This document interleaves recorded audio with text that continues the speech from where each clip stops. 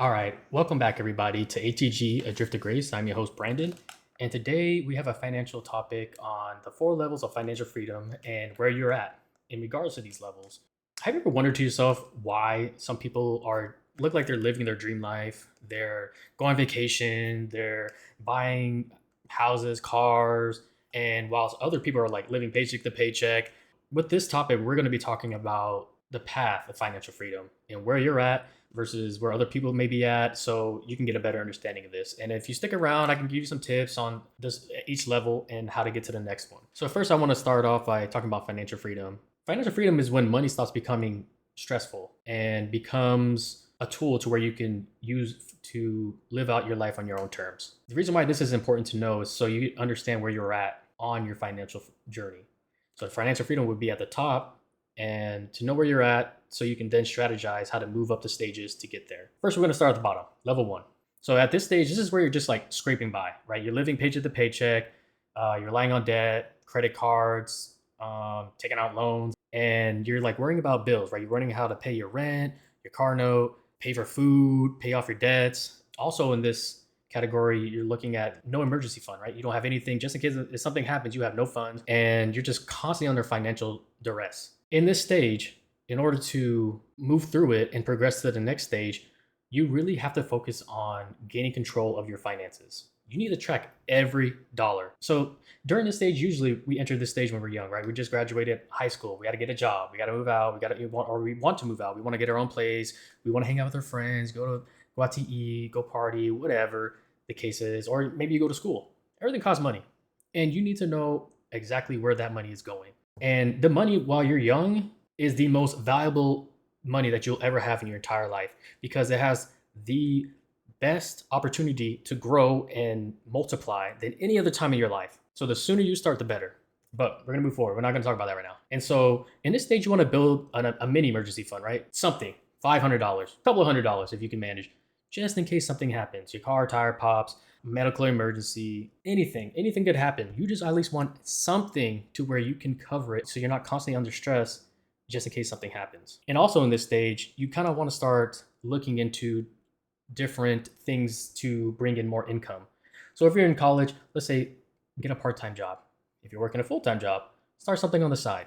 You want to do like Uber, like Rover. I do Rover personally. I love animals. So you can do Rover. You can sell your items that you're not using anymore. I know you have a ton of things laying around. We all do.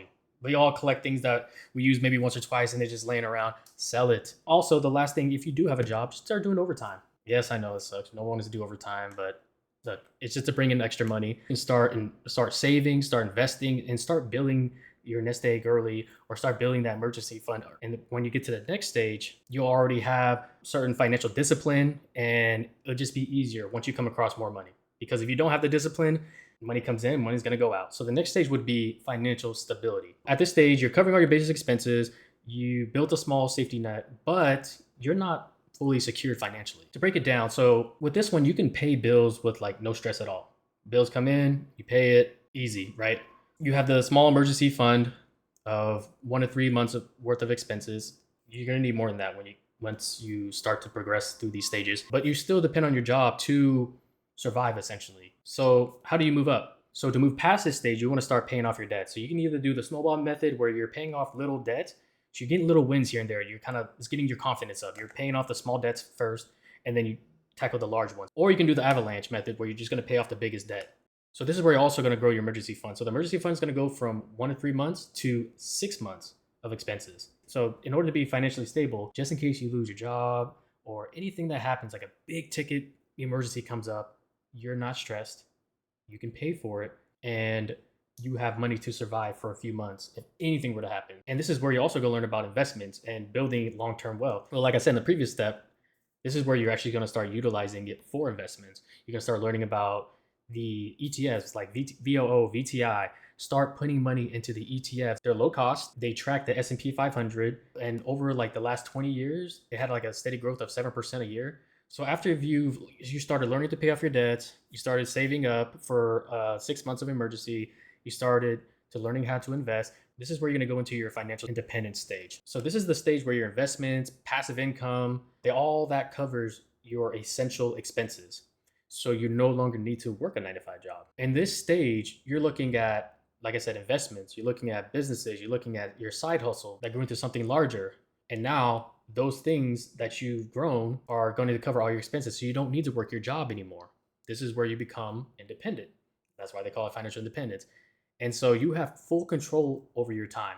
You get to plan your own day, be your own boss, and control your life essentially. So this is why it's important to always try to be working towards something while you're working your 9 to 5 job. Your 9 to 5 job is going to provide a base level for you, a stability to where you can branch off. Like I said, start your business. You can do your side hustle. You can use the money from your job for investment. This is the level where it all starts paying off for you. Some people make it here sooner than others. You have 20-year-olds that are millionaires, right? They don't have to worry about working for anybody. And then you have the normal older people, right? 50, 60 that reach this level and they're going to vacation. And a lot of people are comparing themselves. They're at level one where they're surviving. Not everybody's going to be at this stage in your 20s, let alone your teens. With the proliferation of social media, everybody's looking at the select few that are living this glamorous life that's going on vacations, buying expensive stuff, jewelry. And while you're down here, you're looking at people up here and you're comparing your life.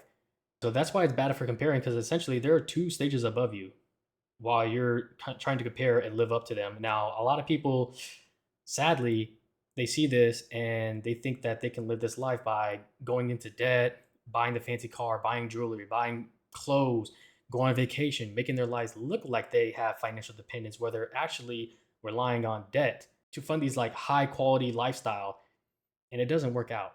If you try to maintain that type of lifestyle above your level, essentially you're going to go down below into financial survivability. And if you're already in financial survivability, it's just gonna this is gonna get worse for you. Don't ever compare yourself. Don't look on social media. Some people are faking it and some people have it. But I would believe that a lot of people are faking it. But there are a few that do have it. Good on them. But for us, we're learning. Yeah, financial independence. So how do you move up from here? Like I mentioned before, this is where you earn your passive income through your investments, businesses, your side hustle, even like rental properties. You have to diversify your portfolio. I can't say this word. You have to diversify your portfolio. So you're not going to be all in the stock market. You don't want to be all in rental property. You want to start branching off. Now, there's a thing in the stock market that are called REITs, REIT. They allow you to buy stock of property in which they pay, I believe, like 90% dividends a year. That's a way you can diversify in the property, or you can buy the property itself. Of course, there's the whole valuation that you have to go through, make sure you're getting good value for your money, right? But everything's being overinflated these days. So be very careful about that. But you do want to diversify. And by diversifying your income, this reduces the risk. Just in case if the stock market tanks, you still have your properties. If your property goes under, you still have the stock market.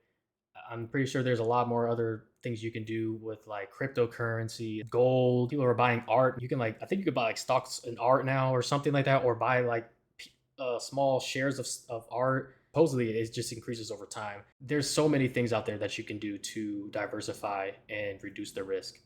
Lastly, you want to optimize your expenses to live on less than what you're bringing in. So what this means is that you don't want to just have money coming in and then money going out. So what you don't want to do is just have your money coming in and going directly out, and you have no room to grow anything, right? If you're taking in a 10,000 a month and you're spending 10,000 a month, if anything happens, anything like I said, a tank in the market, your property, whatever, you're gonna be SOL in a sense. You want to lower your expenses in this stage so you can maintain your financial independence. You don't want to go back into the lower stages.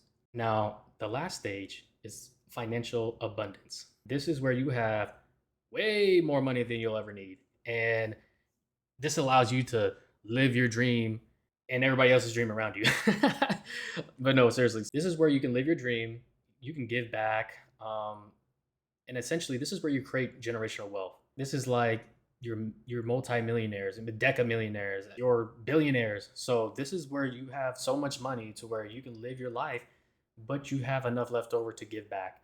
This kind of reminds you of like Maslow's hierarchy of need, to where the top of the pillar is like self-actualization and like the meaning of your life, I believe. So when they reach a stage, this is like their inner their there's just like their meaning of life, why they're here. And it goes way beyond just them. So this is why they like to give back. They open up organizations. They'll donate to their cause. They'll even do things to raise funds for their cause. A fundraiser. There you go. So this is where your money just works for you. You sit back. Your money's coming through multiple streams, and you're just growing. And you're not. I want to say you're totally hands off, but essentially your money is working for you while you sleep, while you're awake. Doesn't matter. So this allows you to pursue your passions. You can travel. You can give generously. You can do whatever you want. You have total financial freedom plus more. This is financial freedom, the legendary edition. I don't know for my gamers out there. And essentially, this is where you can start building your legacy, giving back. You're going to be mentoring people. You're going to be donating the causes that you believe in, right? This is greater than you. This is your meaning, your purpose on here.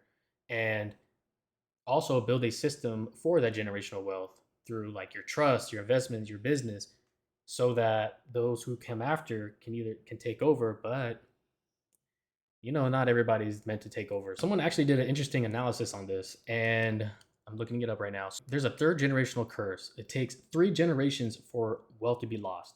70% of wealth is lost by the second generation, and 90% is lost by the third generation.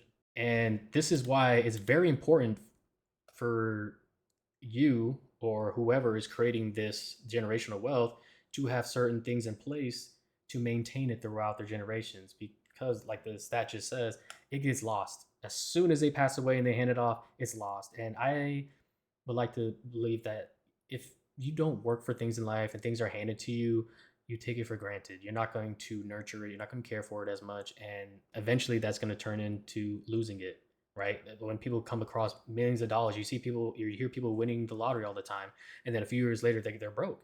That's because they never earned it. They didn't know the struggle to get it. They didn't know how to build like financial discipline. And once they get it, they're buying all these $1 million homes, cars, and everything. What they fail to understand is that all that is maintenance. You have to maintain that. The property costs maintenance. The car costs maintenance. Everything is maintenance. We just see like the dollar sign up front. That's it. We're just like, oh yeah, I can afford it. I'm gonna buy it. Well, yeah. Yeah. So that's how you maintain it. You have to build some type of structure to where it can last past you and for generations to come. To summarize everything, financial survivability is just covering your basics. Stability is about security, and then independence is being free from your job, and then abundance is living your life on your own terms. So those are your 4 stages of financial freedom.